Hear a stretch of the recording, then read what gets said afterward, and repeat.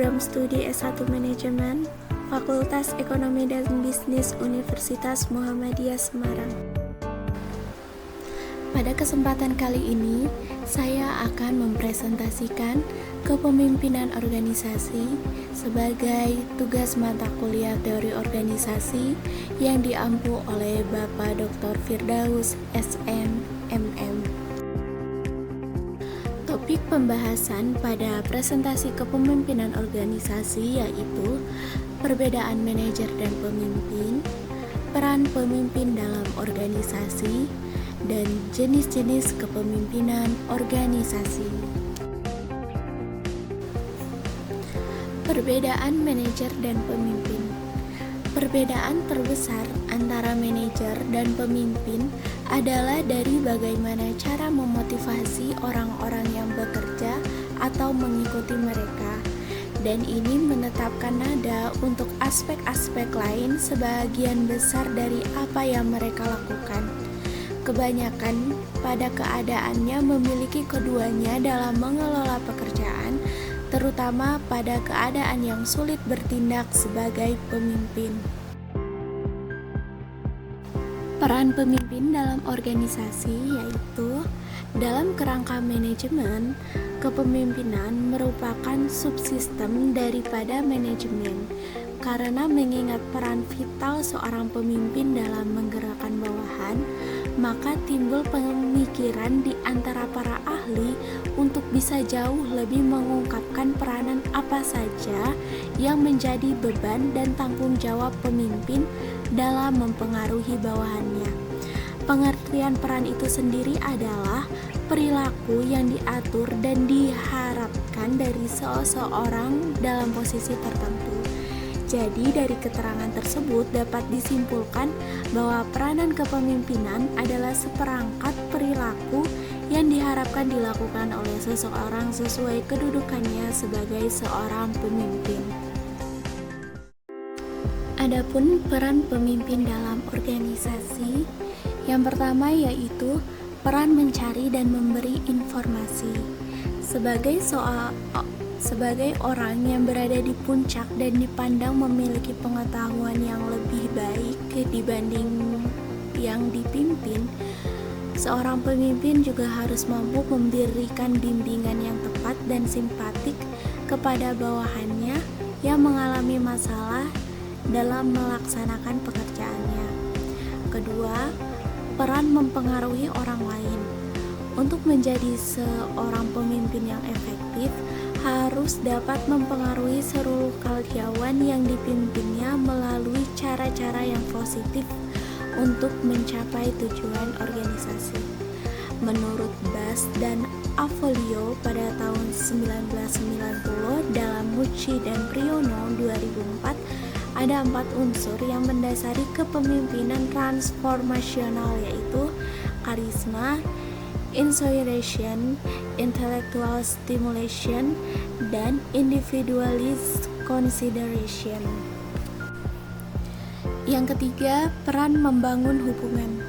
Peranan kepemimpinan dalam tim kepemimpinan didefinisikan sebagai proses untuk memberikan pengarahan dan pengaruh pada kegiatan yang berhubungan dengan tugas kelompok anggotanya.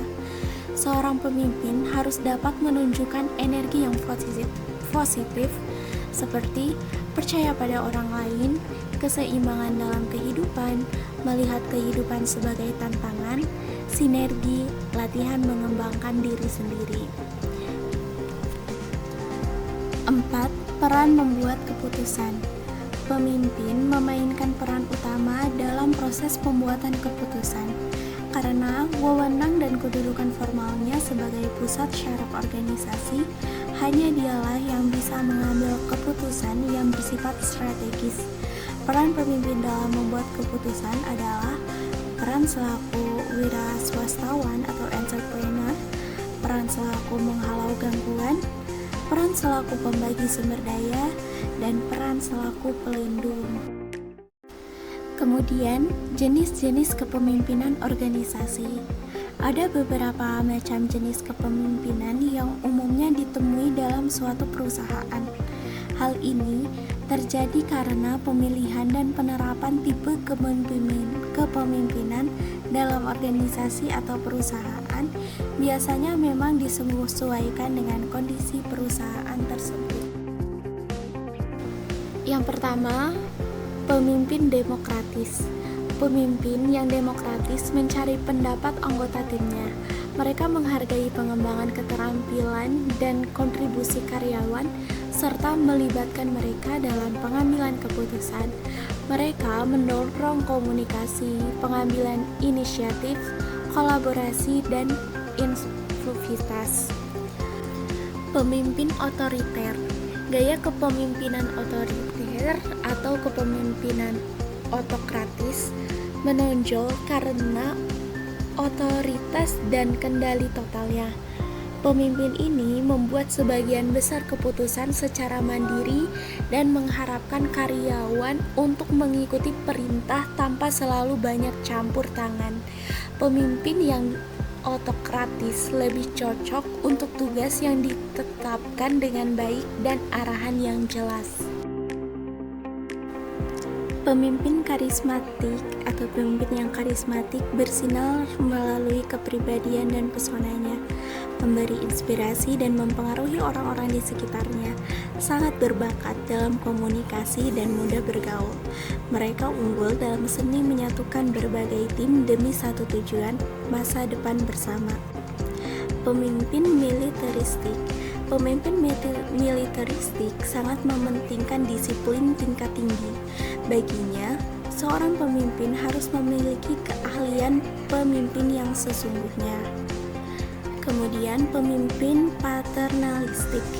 Pemimpin ini akan selalu memperlakukan bawahannya seperti pemula yang segalanya harus diajarkan, dipandu, dan dikontrol sesuai keinginan atasan. Bisa jadi, tipe pemimpin ini memiliki perfeksionis dalam kerja yang juga diinginkannya bisa dilakukan oleh karyawannya. Kesimpulan dari materi yang telah saya paparkan, kepemimpinan merupakan kunci vital dalam manajemen organisasi, memainkan peran krusial dalam mengarahkan, menginspirasi, dan memotivasi anggota tim untuk mencapai tujuan bersama. Perbedaan mendasar antara pemimpin dan manajer terletak pada cara mereka memotivasi orang dan pendekatan mereka terhadap inovasi serta pengelolaan.